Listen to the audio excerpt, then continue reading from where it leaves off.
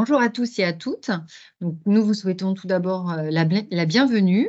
Nous nous retrouvons aujourd'hui donc pour un webinaire qui est organisé conjointement entre l'AFDAS et le Syndicat national de l'édition, donc qui est à destination des entreprises du livre. Et nous allons donc animer cette webconférence à deux voix avec Axel.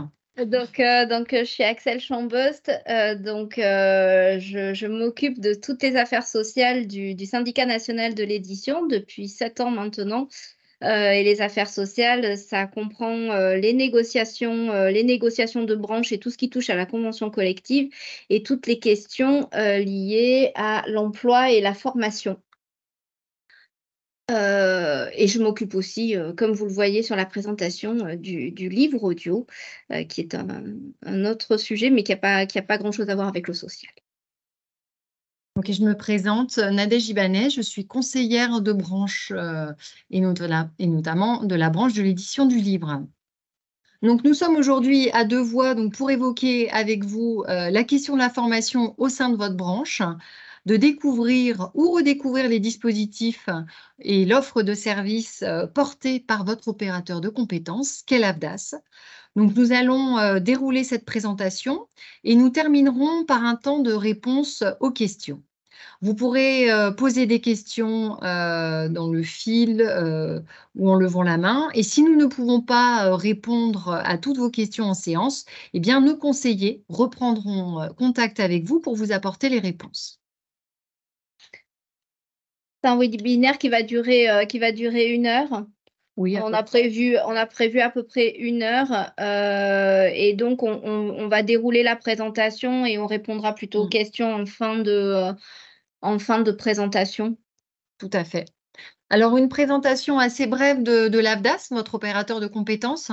Donc, nous gérons 31 branches, dont donc l'édition du livre. Donc, l'AFDAS a principalement donc 6 missions qui sont orientées autour du développement et de l'accès à la formation et à l'alternance et qui sont centrées sur les enjeux emploi-compétences. L'AFDAS accompagne, comme je vous le disais, les branches et les entreprises grâce à une implantation qui est régionale et avec des collaborateurs qui sont dédiés au conseil et à l'accompagnement des entreprises. Donc ainsi, chaque entreprise, elle peut solliciter l'accompagnement d'un conseiller emploi-formation. Alors le SNE, une brève présentation également, puisque certains d'entre vous et peut-être la majorité sont adhérents chez nous et nous connaissent déjà. Donc nous sommes le syndicat patronal représentatif du secteur de l'édition de livres. À ce titre, eh bien, on a pour mission d'informer, de conseiller nos adhérents.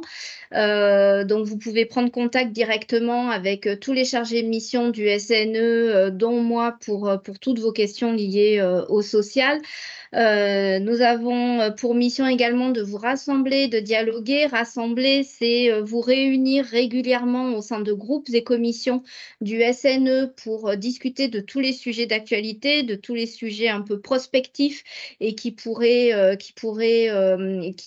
devront être discutés au sein de notre secteur. Dialoguer, c'est dialoguer avec les auteurs, avec les pouvoirs publics, et c'est aussi dialoguer dans le cadre du social avec les partenaires sociaux pour rédiger des accords de branche qui s'appliqueront à vos maisons d'édition et à vos salariés.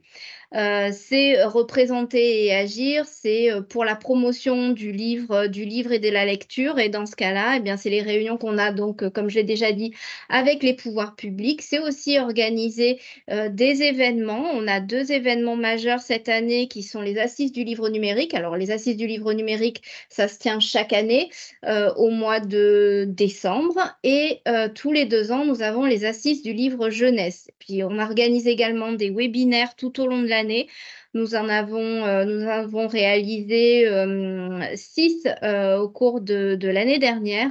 C'est des webinaires autour de sujets d'actualité, de sujets de négociations qu'on peut mener et qui ont abouti à des accords, comme l'accord auteur-éditeur qui a été signé en fin d'année dernière. Et c'est pour mieux échanger avec vous et vous présenter les textes signés. Alors, la politique emploi-formation du secteur, alors c'est au sein de la Commission paritaire nationale de l'emploi que l'on définit toutes les missions autour de l'emploi et la formation. Donc, la principale, c'est d'accompagner les mutations et les évolutions des métiers. Alors, pour cela, on travaille avec l'Observatoire des métiers qui est hébergé à l'AFDAS pour lancer des études prospectives, pour réaliser ce qu'on a fait il y a quelques années, la mise en place du CQP éditeur numérique. Ça a été la réalisation d'une cartographie des métiers de l'édition avec des fiches métiers pour voir un peu où en était le secteur. Et dernièrement, ça a été la réalisation d'une étude prospective sur les métiers. Alors, pas uniquement les métiers de l'édition de livres, mais également l'édition phonographique et l'édition de musique, puisque si vous avez un peu suivi l'actualité du secteur, nous nous sommes regroupés et formons un seul ensemble conventionnel maintenant. Et donc, c'était pour voir quels étaient nos métiers, les métiers des 3 secteurs et les métiers communs, les passerelles des métiers. Donc, cette étude est en cours de finalisation et on pourra partager avec vous la synthèse des travaux d'ici quelques semaines. Accompagner les mutations, c'est aussi actuellement un sujet qui nous occupe beaucoup, c'est rendre les livres numériques accessibles. Vous savez que d'ici 2025, les éditeurs ont une obligation de rendre donc leurs livres numériques accessibles. Et donc, notre mission est également de vous accompagner dans la formation et la sensibilisation de vos salariés sur ces sujets-là. Ça passe également par le développement des compétences parce que c'est pas uniquement, vous avez peut-être des salariés qui sont déjà formés à ces sujets-là, mais ils ont peut-être besoin d'une mise à niveau et c'est là aussi qu'on travaille ce sujet-là. Les politiques de recrutement. Alors, on a un vrai sujet à l'heure actuelle et c'est un sujet qui va devenir un peu plus important dans les mois à venir. On a constaté avec notre rapport social de branche que nous avons un petit problème d'attractivité dans le secteur, des problèmes de recrutement sur certains postes et nous allons engager une grosse réflexion sur nos métiers, sur comment les faire connaître, comment attirer des jeunes, comment garder les salariés en poste actuellement.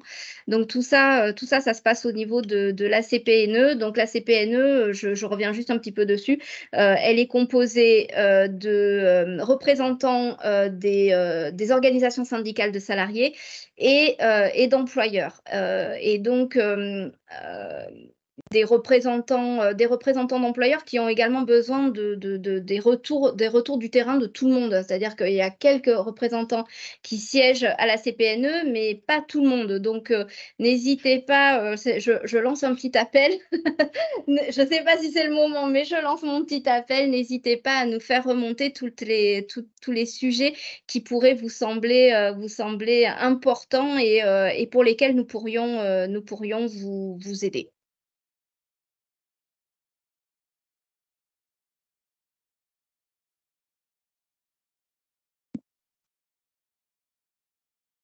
Eh bien, écoutez, merci Axel pour toutes vos explications.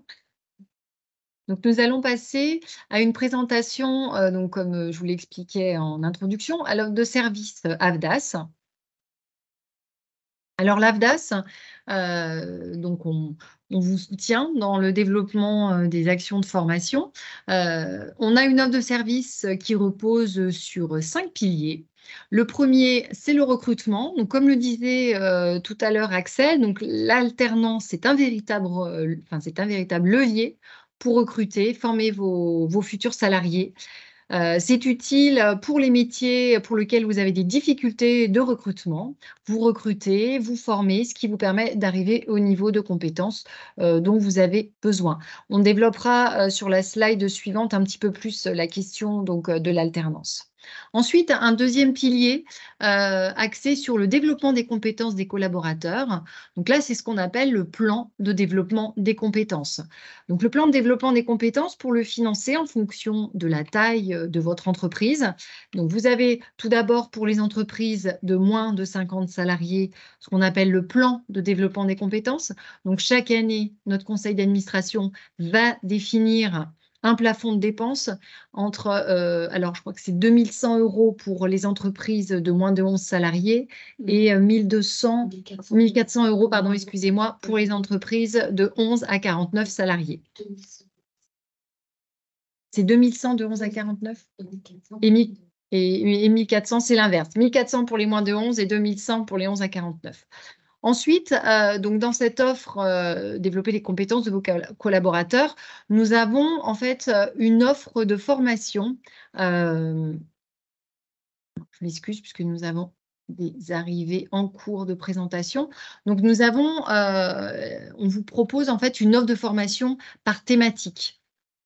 Donc, on vous mettra le lien sur le PowerPoint qu'on vous enverra. Donc là, vous avez un ensemble de thématiques, notamment tout ce qui est digital, numérique, les formations de base. Et vous avez ensuite, grâce au travail qu'effectue votre opérateur de compétences, parce que nous allons rechercher des subventions. Et notamment, en ce moment, une subvention donc, qui vient de nouveau de s'ouvrir, c'est le Fonds national de l'emploi. Donc là, c'est la version 2023 qui est axée sur sur 4 thématiques, et notamment les thématiques qui, vous, dans votre secteur, vous intéressent, c'est la transition écologique et la transition digitale. Juste, j'en profite parce que il y a à peu près une dizaine de jours, nous avons fait un webinaire donc, qui est en accès sur notre site internet. Je vous mettrai également le lien si vous souhaitez avoir des éléments d'information sur le Fonds national de l'emploi, donc le fameux FNE 2023. Et bien entendu, sur notre site internet, vous avez l'ensemble des éléments d'information concernant cette subvention. Pour les entreprises, on peut aller au niveau de cette subvention de 50 jusqu'à 70% de subvention. Et à côté, en fait, ce sera forcément dans votre secteur un complément avec nous, ce que nous appelons à l'AFDAS, le versement volontaire. C'est-à-dire que vous allez avoir, par exemple, sur une formation, une partie qui va être financée dans le cadre de cette subvention FNE et une autre partie qui sera complétée par les fonds de l'entreprise.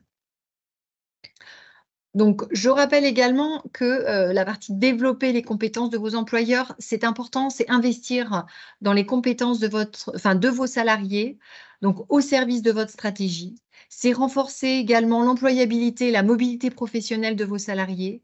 C'est maintenir leur capacité à occuper un emploi et au regard notamment de l'évolution des emplois, des technologies et des organisations. Ensuite, nous avons un pilier qui est le financement et le suivi des actions de formation. Donc, chaque entreprise a la possibilité d'avoir un espace adhérent qui s'appelle l'espace adhérent Maya, qui a été conçu pour vous apporter un service beaucoup plus rapide, plus fluide et plus efficace. Vous pouvez consulter et administrer vos données, les historiques et la gestion des demandes de prise en charge. Ensuite, nous avons un pilier qui s'intitule « Mettre en œuvre un projet RH sur mesure » avec les dispositifs de l'appui conseil. Donc là, nous ne sommes pas sur une action de formation, mais nous sommes sur des prestations d'accompagnement qui sont financées par l'AFDAS. Donc, nous, à l'AFDAS, ce que nous avons fait, c'est que nous avons sélectionné des prestataires pour mettre en place cet accompagnement.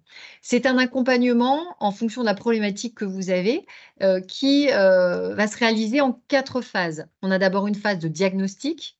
Ensuite, avec le consultant, vous avez la construction du plan d'action. Ensuite, vous avez l'accompagnement à la mise en œuvre et le suivi du plan d'action. En fonction de la thématique sur laquelle vous allez travailler, derrière, il peut y avoir des besoins en formation. Et là, vous rebouclez avec votre conseiller emploi-formation sur le sujet. N'hésitez pas à regarder sur le site de l'AFDAS.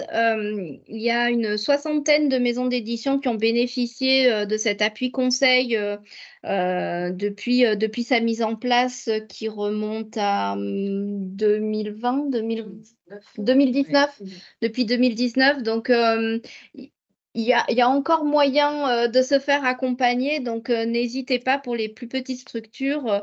Je ne sais pas si on va en parler plus loin, mais l'appui conseil, oui, vous verrez, il touche plusieurs secteurs, plusieurs thèmes qui sont essentiels qui peuvent être essentiels pour vous. En fait, au niveau des appuis conseils, on va aller sur les appuis conseils ressources humaines, responsabilité sociétale de l'entreprise, égalité professionnelle, handicap, l'inclusion, la transformation digitale, la cybersécurité. Ensuite, on a un dernier pilier dans notre offre de service qui va permettre aux entreprises d'impulser une démarche qui est responsable dans l'entreprise avec donc plusieurs thématiques, on va dire, de société. L'inclusion, la lutte contre les violences et harcèlements sexistes et sexuels, donc la transition écologique, l'égalité professionnelle, le handicap et prévenir les cybermenaces. Nous le verrons plus tard, on détaillera donc cette offre de service qui inclut en fait trois niveaux, un niveau sensibilisation, un niveau formation et un niveau accompagnement. Donc tout à l'heure, on a commencé par le premier pilier, donc recruter vos futurs salariés alternants qui rebouclait avec ce que disait Axel sur la question des tensions de recrutement qui sont communes à beaucoup de secteurs. Aujourd'hui, on est vraiment dans la saison des recrutements en alternance. L'idée, c'est de vous refaire un point sur le recrutement donc des futurs salariés et alternants, de rappeler des éléments essentiels. Un alternant, c'est un salarié qui s'engage à préparer une qualification et à s'investir dans sa mission au sein de l'entreprise. Un employeur, il confie une mission en relation avec la qualification visée. Le centre de formation, lui, va proposer des formations en alternance et il suit la progression pédagogique de l'alternant. Et le tuteur, qui est un salarié qui est volontaire, qui est qualifié pour accueillir, encadrer, transmettre les savoir-faire et développer les compétences de l'alternant. Tous ces éléments sont très importants dans la mise en place d'un contrat en alternance. Vous avez aujourd'hui la possibilité, lorsque vous mettez en place un contrat en alternance, vous avez la possibilité d'avoir une aide à l'embauche. Donc, c'est jusqu'au 31 décembre 2023 qui est de 6 000 €. Et ce que vous avez également, c'est que nous avons mis en place, alors on ne le voit pas, c'est le calcul alternance. Donc, vous pouvez le trouver directement sur notre site internet. Là, vous avez le lien. C'est un outil qui vous permet, à partir du moment où vous avez décidé de recruter un salarié en alternance, de choisir entre le contrat de professionnalisation et le contrat d'apprentissage. Donc, vous avez la possibilité, vous renseignez les éléments d'information et ça vous donne qu'est-ce qui est le plus pertinent par rapport à votre entreprise et à votre projet.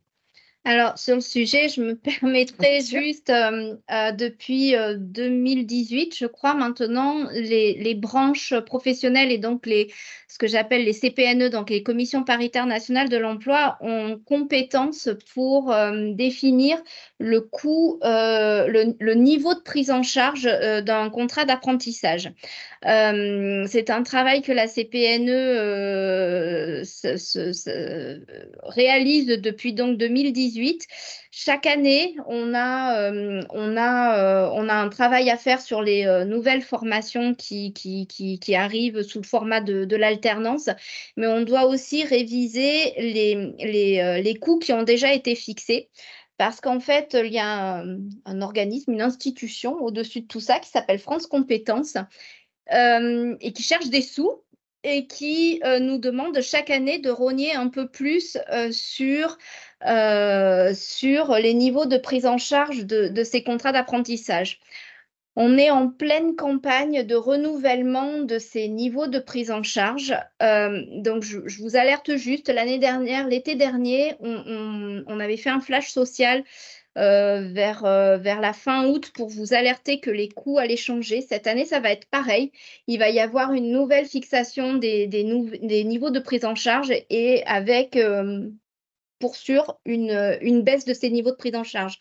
Effective au 1er septembre 2023. Donc, si vous avez des contrats à signer, je parle là sous le contrôle de l'AFDAS, mais le mieux, ça serait de signer vos contrats avant, au plus tard, je dirais, le 31 août, et de les avoir téléchargés sur le site de l'AFDAS pour avoir les anciens niveaux de prise en charge, parce que sinon, vous risquez d'être impacté par une baisse de ces niveaux que nous impose malheureusement France Compétences chaque année. Voilà, c'est mon petit message du lundi. Il est important. Donc, pour résumer, hein, par rapport au recrutement donc en alternance, on est vraiment sur des contrats avec une modalité de formation donc, qui permet de travailler en apprenant, d'apprendre en travaillant, avec un système donc d'alternance entre des périodes de formation théorique en centre de formation, donc soit un CFA ou un organisme de formation pour les contrats de pro, et des périodes d'activité en entreprise. Et donc, on vous invite vivement, effectivement, à utiliser le calculateur et rapidement, en tout cas d'ici fin août, puisqu'effectivement, les nouveaux niveaux de prise en charge devraient être en application à partir du 1er septembre 2023. Alors, nous allons poursuivre avec donc, ce que nous évoquions tout à l'heure en termes de piliers au niveau de l'offre de service AFDAS sur on va dire, le fait que l'AFDAS accompagne les entreprises à impulser une démarche responsable au sein donc des entreprises. Donc, on travaille sur des thématiques qui sont quand même des enjeux de société, que ce soit l'inclusion, le handicap, l'égalité pro, la transition éco, la lutte.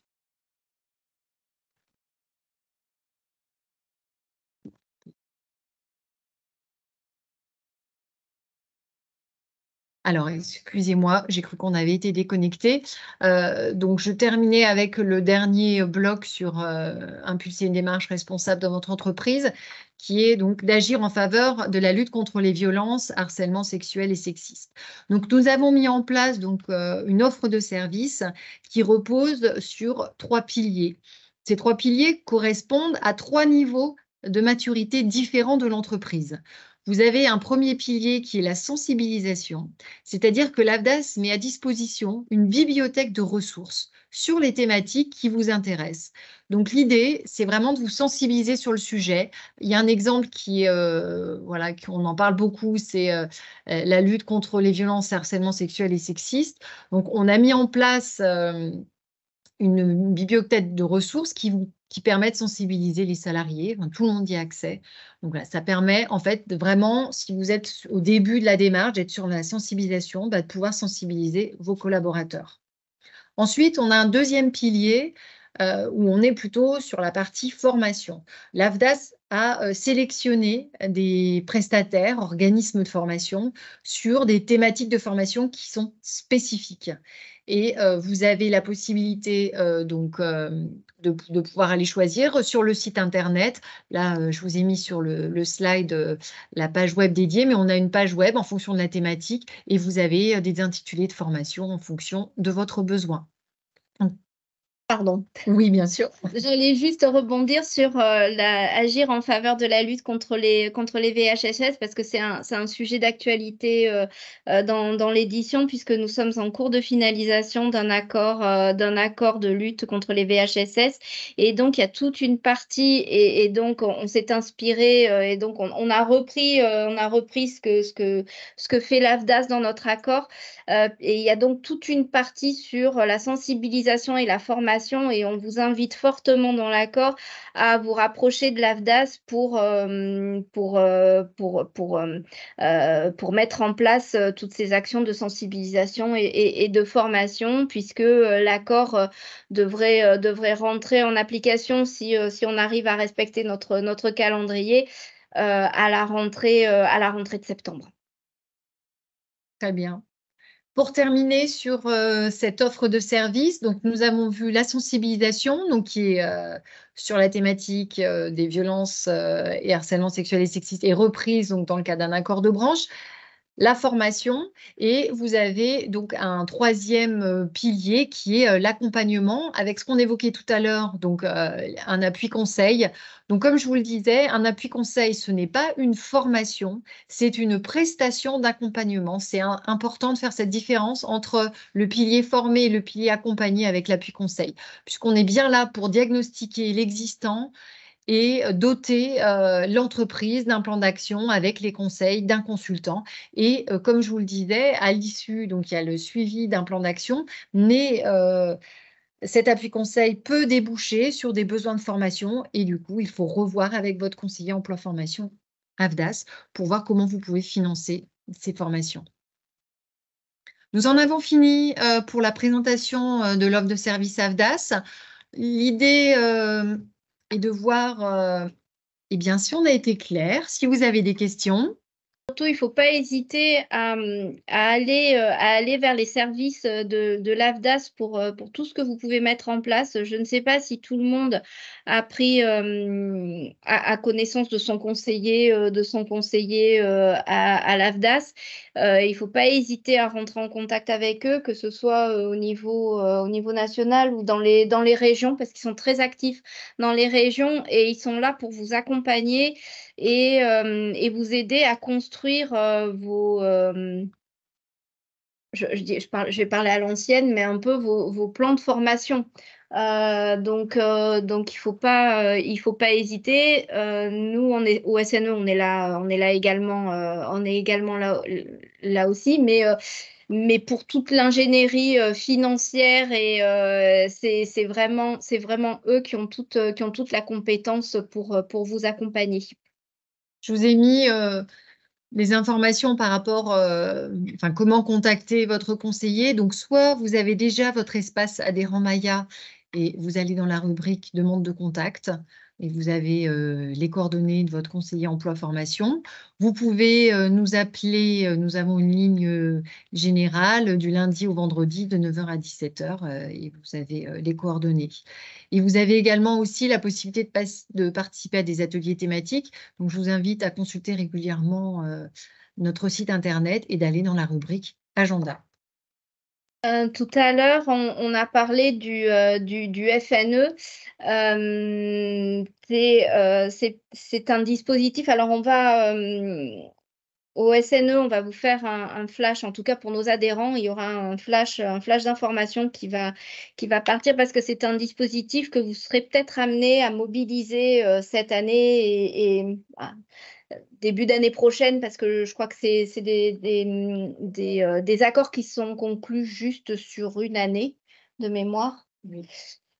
Et donc, dans le cadre notamment de ce qui nous occupe plus particulièrement dans l'édition en ce moment, qui est le livre numérique accessible, il est possible de se faire financer. Alors, c'est à voir, hein. Il faut voir les critères qui sont demandés, mais a priori, ceux qui auront besoin de former des salariés sur ce sujet-là pourront passer par le FNE via le dispositif de transition digitale.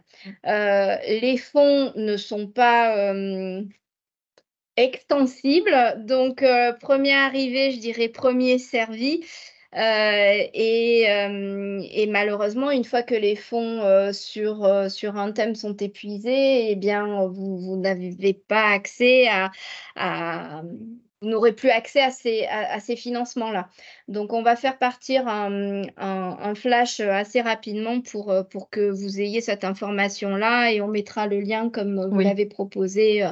On mettra le lien vers la présentation pour que vous disposiez de toutes les informations nécessaires pour bénéficier de ce financement.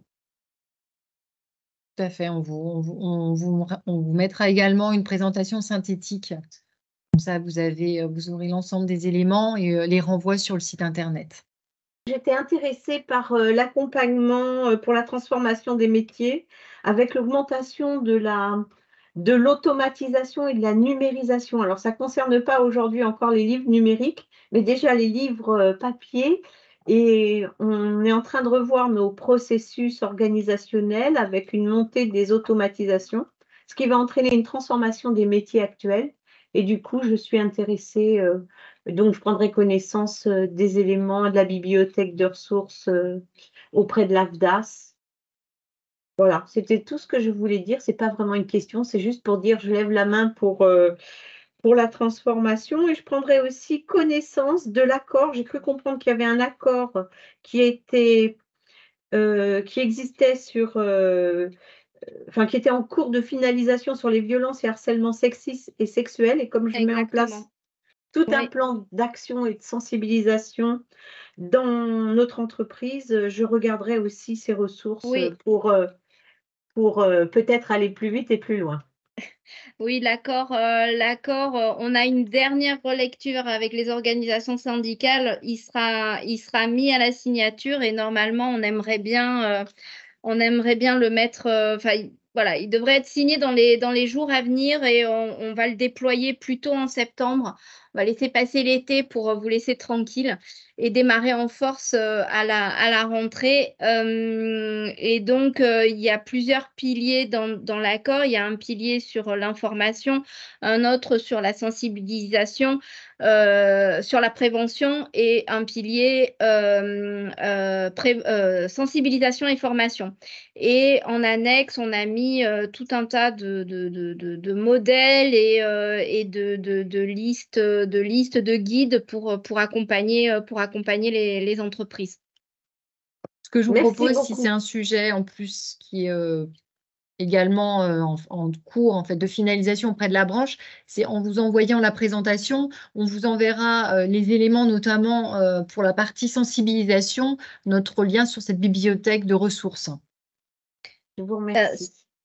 Sachant qu'en plus, sur ce sujet, si je ne me trompe pas, les plus petites entreprises ont droit, en fait, sur ces formations, sur la lutte contre les VHSS notamment, et je ne sais pas s'il y a d'autres sujets qui rentrent là-dedans, mais c'est hors plafond pour les plus petites entreprises. C'est-à-dire que les plus petites entreprises, donc là, on parle des moins... On parle des moins de 50. On parle des moins de 50. Les moins de 50, si elles veulent se former là-dessus, bien en fait, on ne va pas regarder quel est votre budget annuel sur ce plan-là. Ce sera financé automatiquement. Donc, il ne faudra pas hésiter à vous rapprocher de l'AFDAS déjà pour voir quels sont les organismes les organismes de formation qui ont été sélectionnés pour former la lutte contre les VHSS. Et derrière, si vous êtes une entreprise de moins de 50, eh bien, ce sera pris en charge. C'est en dehors des plafonds que je vous avais Voilà. annoncé tout à l'heure pour le plan de développement légal des entreprises de moins de 50 salariés. Pour le référent, Ouais. pour le référent VHSS. Après, au niveau de l'offre de formation que nous proposons, en fait, il y a une journée qu'on propose, c'est les fondamentaux sur cette thématique-là. Et puis ensuite, en fonction en fait du salarié, de sa place au sein de l'entreprise et du besoin de formation qu'il y a, on propose on va dire différentes journées ou différents modules. Voilà, en fonction si vous êtes manager, si vous êtes salarié, en fait, et des besoins que vous avez. Merci. Donc, je suis Claire Zerbib, je suis directrice des ressources humaines d'Electre et se pose la question du cofinancement. Qu'en est-il des formations aujourd'hui et de l'usage du CPF dans le cofinancement? Est-ce qu'on a des indications par type de formation sur le développement personnel? Parce que pour l'instant, c'est assez flou pour moi et pour les salariés, je dois dire. Alors, à ma connaissance, pour le moment, il n'y a pas la possibilité, parce qu'il y a des abondements qui sont prévus au niveau de la branche, non? Non, on a un vieil accord, on a un très vieil accord formation, il date de, je ne sais plus s'il date de 2012 ou 2016. Et en fait, il y a eu tellement de réformes de la formation professionnelle qu'on n'a pas rebondi sur les différentes évolutions. Et sur le CPF, on n'a pas de retour parce qu'il y a quand même toute une partie, comme c'est à la main du salarié, on a toute une partie qui nous échappe et on n'a pas de retour. On n'a pas d'informations, on n'a pas d'informations dessus. Et en effet, il n'était pas prévu d'abondement sur le CPF. Parce que de mémoire, dans les chiffres qu'on avait avant, il y avait peu d'usage du CPF dans le secteur. Et donc, c'était pas un outil qui était forcément mis en avant dans le secteur. Et je vous rappelle que l'AFDAS assurait la gestion des CPF jusqu'en 2019 et que depuis 2020, donc, le dispositif du CPF est géré uniquement par la Caisse des dépôts et consignations. Donc, les salariés, ils sont sur une application, ils vont sélectionner l'organisme de formation. Merci. Nous vous souhaitons une agréable journée et peut-être à bientôt pour un prochain webinaire.